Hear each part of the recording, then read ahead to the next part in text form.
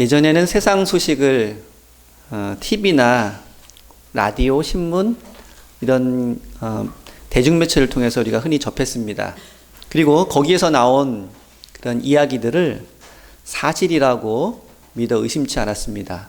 그래서 주변 사람들하고 이야기할 때 내가 어느 뉴스에서 봤다, 신문에서 봤다고 하면 이제 그것이 사실이라고 인정을 받아서 더 이상 논쟁을 하지 않는 그런 모습이 많이 있었습니다. 근데 요즘은 이런 대중매체 채널도 굉장히 많아졌죠. 지금 방송국도 많고 신문도 많고 더군다나 요즘은 인터넷 세상이 되고 SNS가 발달해서 핸드폰만 가지고 있으면 누구나 다 뉴스를 만들 수 있는 그러한 여건이 되었습니다. 이제는 대중매체가 아니라 1인 미디어 시대가 되었고 또 많은 사람들이 자기의 관심과 또 자기의 취향에 따라서 뉴스를 만들어가는 그런 시대가 되었습니다. 근데 워낙 이렇게 다양하고 많은 정보들이 우리 주변에 있다 보니까 이제는 뭐가 맞고 뭐가 틀린 것인지 판단하는 것이 쉽지 않은 그런 상황이 됐습니다. 예전에는 개인의 선택보다는 선택된 뉴스를 주로 들었는데 이제는 그 많은 그 정보 가운데 개인이 선택을 해서 듣고 판단해야 되는 그런 시대가 되었습니다. 최근에는 가짜뉴스라는 말이 자주 언급되곤 합니다.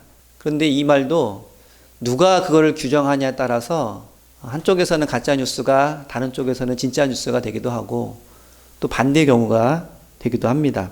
이런 가운데 가장 우려되는 것은 권력기관에서 자기의 어떤 주장이라든지 생각과 맞지 않는 그런 뉴스나 이야기를 가짜뉴스라고 규정을 해서 만약 통제를 하고 또 규정을 하려고 한다면 굉장히 우려할 만한 일이 생길 수도 있겠다 하는 생각이 들 때도 있습니다.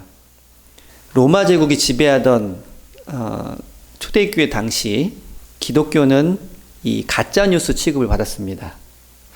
그 당시에 로마 제국은 헬레니즘 사상을 주된 지배 사상으로 담고 있었습니다. 그래서 그러한 세계 질서에 순응하면서 살아가는 것이 가장 이상적인 삶으로 여겨지곤 했습니다. 누구든지 이러한 로마 제국의 지배와 그리고 로마 제국의 다스림을 인정하기만 하면 그 외에는 각자 자신의 그런 선택에 따라서 종교와 철학, 문화를 선택을 하고 또 누릴 수가 있었습니다. 겉으로 보면 매우 관용적인 그러한 사회였습니다.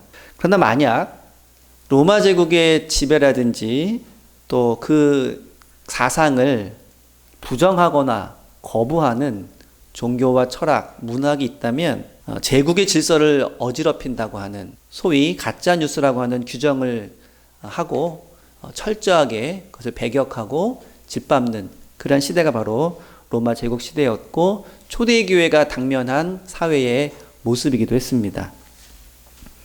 그런데 이러한 상황 속에서 오직 예수 그리스도만 우리의 구세주이시고 하나님의 아들이시며 이 세상에 평화를 가지고 오실 진정한 왕이라고 고백하는 이 초대교회는 로마 제국 시대의 사상과 정면으로 배치되기 때문에 로마 제국은 수많은 종교와 철학을 다 용인하고 받아들였지만 기독교만큼은 끝까지 배척하고 탄압했던 것을 알 수 있습니다.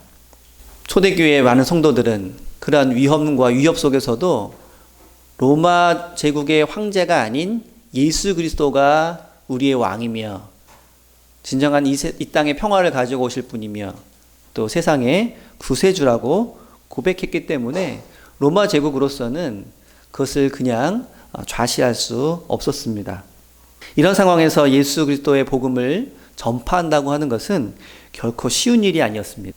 요즘 말로 가짜 뉴스를 퍼뜨리는 불순한 사람이라고 하는 그런 오해를 받기도 하고 박해받기 일쑤였기 때문입니다. 하지만 초대교회 선교사들은 오히려 이 세상이야말로 거짓된 가르침과 또한 사상이 가득 찬 거짓된 세상이라고 깨닫고 있었고 이러한 거짓된 세상에 참된 진리를 전파하는 것이 자신들의 사명이라고 여기고 있었습니다.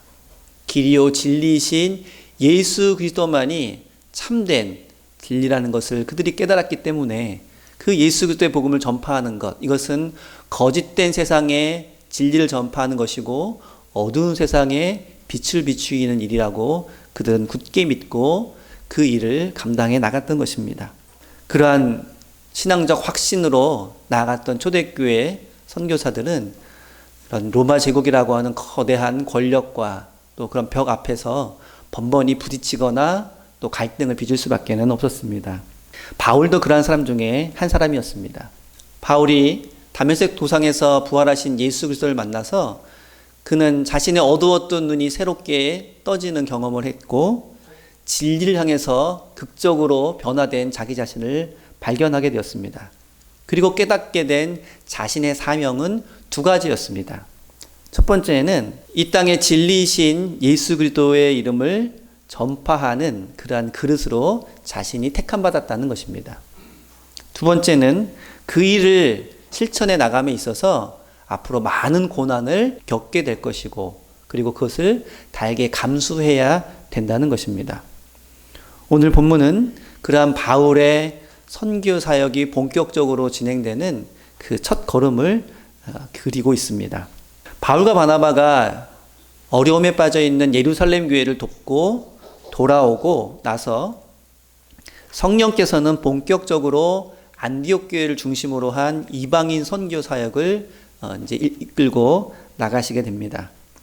사도행전 13장 2절을 보면 주를 섬겨 금식할 때에 성령이 이르시되 내가 불러 시키는 일을 위하여 바나바와 사울을 따로 세우라 하시니, 이것이 안디옥 교회 그리고 바나바와 사울에게 주신 성령의 명령이었습니다. 이방 세계를 향해서, 거짓된 세상을 향해서, 어두운 세상을 향해서 이제 복음의 빛을 비추는 그 일을 바나바와 사울을 통해서 하게 될 것이다. 그들을 따로 세우고 준비하라는 것입니다. 4절에서도 이와 같은 초대교회의 선교 사역이 성령의 보내심을 받은 사역임을 분명히 말씀하고 있습니다. 이제 우리가 흔히 알고 있는 바울의 선교 여정의 첫걸음이 시작되고 있는 것입니다. 바나바와 사울은 마가 요한을 수행원으로 삼고 이제 선교 여정을 떠나게 됩니다. 근데 우리가 본문을 주목해서 보면 아직까지도 바나바와 사울이라고 표시를 하고 있습니다. 우리가 흔히 알고 있는 바울과 바나바는 아직 등장하지 않은 것입니다. 그리고 이름도 아직은 바울이 아니라 사울이라고 칭하고 있습니다. 그런데 이 이름의 순서와 이름이 바뀌게 된 것이 바로 이제 이 첫 번째 선교 여정을 통해서라는 것을 우리는 알 수 있습니다. 그리고 오늘 본문 중반부에서도 보면 이제 그 이름이 바울로 바뀌어서 소개되고 있다는 것을 알 수 있습니다. 이름이 바뀌게 된 것이 왜 중요할까요? 여러분, 사울은 바리새파 사람입니다. 초대교회 당시에 이스라엘에는 바리새파와 사두개파, 대표적인 두 부류의 사람들이 있었습니다. 그 두 부류를 나누는 기준이 무엇이냐면 그 당시 헬레니즘 문화, 만연해 있던 이런 헬레니즘의 물결에 대해서 수용적인 자세를 가진 이들은 사두개파 사람들입니다. 그런데 이에 대해서 거부하고 유대인의 전통을 굳게 지키려고 했던 사람들이 바리새파 사람들입니다. 그래서 바리새파 사람들은 자신의 이름뿐만 아니라 자신의 삶의 양식, 또 살아가는 그런 모습까지도 철저하게 헬라화를 거부하고 있었습니다. 그런 삶이 익숙했던 사울이 자신의 이름을 바울이라고 하는 헬라식 이름으로 바꾼다고 하는 것은 보통 일이 아닌 것입니다. 이제 그는 자신의 전통, 또 유대교라고 하는 테두리를 벗어나서 복음을 이방인에게 전파해야 되는 그러한 모습을 적극적으로 실행하고자 자신의 이름을 바울이라고 하는 이방 세계에 소개할 때에 그들이 익숙한 그 이름으로 바꾸게 된 것입니다. 이방인 선교라고 하는 지상 과제를 수행하기 위해서 자신이 가지고 있었던 그런 고정관념도 다 내려놓고 오직 복음 전파라고 하는 한 가지의 목적을 위해서 매진하는 그의 각오를 그 이름이 변경되는 것을 통해서 우리는 볼 수 있습니다. 그 전까지는 바나바와 사울이라고 표현하면서 이 사울을 바나바의 조력자 정도로 위치하고 있다고 소개했던 이 누가는 바로 그 다음 장부터, 다음 구절부터 바울과 바나바라고 소개하면서 이제 초대교회 선교의 주도권이 바울을 통해서 이루어지고 있음을 보여주고 있습니다. 그들은 안디옥을 떠나서 실루기아로 내려갔고 그곳에서 배를 타고 바나바의 고향이기도 한 구브로 섬으로 갔습니다. 근데 그 구브로 섬의 총독인 서기오 바울은 성경에서 소개되기를 지혜가 있는 사람이다 라고 말을 하고 있습니다. 이러한 서기오 바울이 그 지역에 온 바나바와 사울이 복음을 전하는 것을 듣고 거기에 흥미를 가지고 그들을 초빙을 해서 함께 이야기를 나누게 되었습니다. 근데 이 모습을 보던 이 바예수라고 하는 사람이 그 자신이 그동안 자문관으로서 총독에 가까이 있었고 또 유대인의 대표적인 인물로 이렇게 인정받고 있었는데 이제 총독이 바나바와 사울을 가까이 하자 그것을 시기하면서 그들의 활동을 회방하고 있었습니다. 그는 스스로 구원자의 아들이라고 하면서 거짓 선지자 노릇을 하고 있었던 것입니다. 그는 또 마술사라고 소개가 되고 있습니다. 많은 사람들에게 인기를 얻고 또 언변도 뛰어난 사람이었다는 것을 미루어 짐작할 수 있습니다. 그렇기 때문에 그 로마 총독의 자문관 역할을 했던 것입니다. 그러한 사회에서 인정받고 높은 지위에 있는 이들이 바나바와 사울처럼 이방에서 온 사람들을 회방하고 그 길을 가로막았다면 바나바와 사울의 선교 일정에는 꽤 큰 타격이 아닐 수가 없는 그런 상황이었습니다. 감히 그런 바예수라고 하는 사람에게 맞서서 싸울 상황이 아니었던 것입니다. 하지만 바로 여기에서 바울의 활약이 시작됩니다. 바울이 나서서 자신의 선교 사역을 회방하고 있는 이 바예수라고 하는 거짓 선지자를 심하게 책망을 하고 나선 것입니다. 그가 거짓으로 하나님의 말씀을 전하는 그런 역할을 하고 있다는 것을 꿰뚫어 본 이 바울은 그 바예수라고 하는 자를 책망하면서 이렇게 말합니다. 본문 10절에서 11절에 보면 이르되 모든 거짓과 악행이 가득한 자요 마귀의 자식이요 모든 의의 원수여 주의 바른 길을 굽게 하기를 그치지 아니하겠느냐. 보라 이제 주의 손이 내 위에 있으니 내가 맹인이 되어 얼마 동안 해를 보지 못하리라 하니 즉시 안개와 어둠이 그를 덮어 인도할 사람을 두루 구하는지라. 바울이 나서서 이 바예수라고 하는 사람을 강하게 책망합니다. 사실은 바울과 이 바예수라고 하는 사람의 사회적 지위를 놓고 볼 때 이렇게 비판한다는 것은 상상하기 어려운 그런 일일 수도 있습니다. 하지만 지금 이 바울은 매우 담대하게 거짓 선지자 역할을 감당해왔던 바예수라는 사람을 책망을 하고 있습니다. 그리고 그러한 책망을 듣자마자 이 바예수라고 하는 이가 정말로 앞을 볼 수 없게 되어서 자신을 인도해 줄 사람을 두루 찾는 그런 지경이 되었습니다. 많은 사람들을 하나님의 뜻이라고 인도해 주었던 이 거짓 선지자 바예수가 이제는 자신의 갈 길도 찾아가지 못하는 맹인이 되어버리고 만 것입니다. 근데 이 모습을 가만히 보면 겹쳐지는 사건이 있지 않습니까? 바로 다메섹 도상에서 예수님을 만나서 앞을 볼 수 없었던 바울 자신의 모습입니다. 지난날 바울의 모습이기도 했던 이 바예수를 바울이 책망하는 이 장면은 사실은 자기 자신의 지난날을 책망하는 것과 같은 모습이라는 것을 우리는 알 수 있습니다. 바울은 그 바예수라고 하는 사람의 모습에서 지난날 잘못된 길을 열심히 걸어가고 있었던 자기 자신을 바라본 것입니다. 그리고 그 바예수라는 사람을 책망하는 것은 다른 사람이 아닌 거짓과 진리를 거스리는 자기 자신의 옛날의 그 모습을 책망하고 있는 것이고 그러한 책망을 통해서 이제는 더 이상 거짓된 길을 걸어가지 않겠다고 잘못된 길을 걸어가지 않겠다고 다짐하는 스스로에 대한 다짐이기도 했던 것입니다. 한편 이러한 광경을 지켜보던 그 로마 총독 서기오 바울은 놀라움을 감추지 못했습니다. 이 고장에서는 낯설기만 한 청년이 인정받고 또 사회적 지위가 높은 바예수라는 사람을 향해서 저렇게 담대하게 말하는 것도 놀라웠지만, 실제로 바울이 이야기한 대로 그 바예수라는 사람이 앞을 보지 못하고 헤매는 광경을 보면서 그 지혜가 충만했던 서기오 바울이라고 하는 총독은 크게 놀랐고, 또 한편으로는 진리에 대한 눈을 뜨게 되었습니다.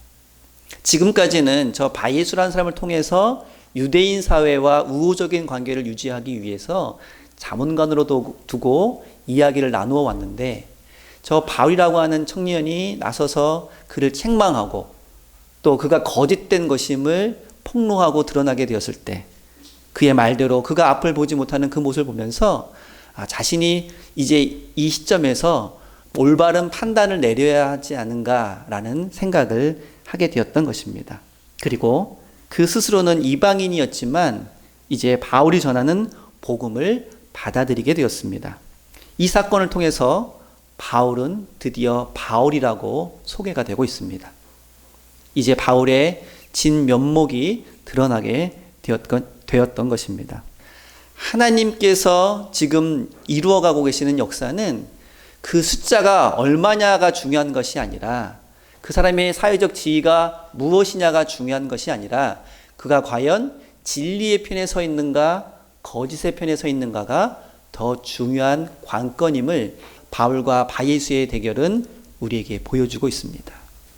우리는 흔히 다수에 속하는 것을 안정적이라고 생각하는 경향이 있습니다.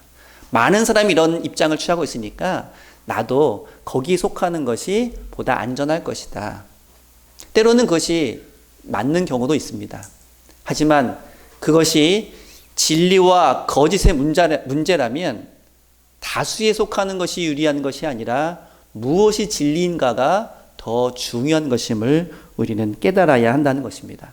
바울이 이제 바울로 소개가 되고, 이제 앞으로는 바나바와 사울이 아닌 바울과 바나바로 소개되는 그 이유는 바울의 학식이 더 많다거나 혹은 바울이 교회에서 더 높은 직분을 갖고 있어서가 아닙니다.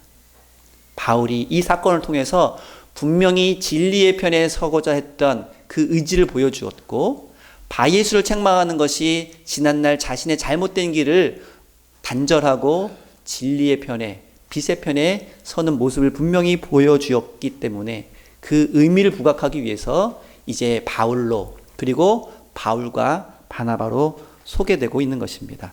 바울은 세상의 그 어떤 지위나 숫자가 아닌 주님의 능력만을 확신하며 진리의 편에 서는 것을 확신하며 담대하게 하나님의 말씀을 전해 주었던 것입니다. 우리가 신앙생활을 하다 보면 때로는 다른 이들과 좋은 관계를 유지하면서 복음을 전해야 되는 그런 때도 있습니다. 하지만 때로는 진리와 거짓의 그런 문제에 직면해서 상대방과 나를 세워야 하는 그런 때도 있습니다. 그런데 안타깝게도 나를 세워야 하는 경우가 교회 바깥에서보다는 교회 안에서 그런 일이 일어나는 경우가 많다는 것입니다.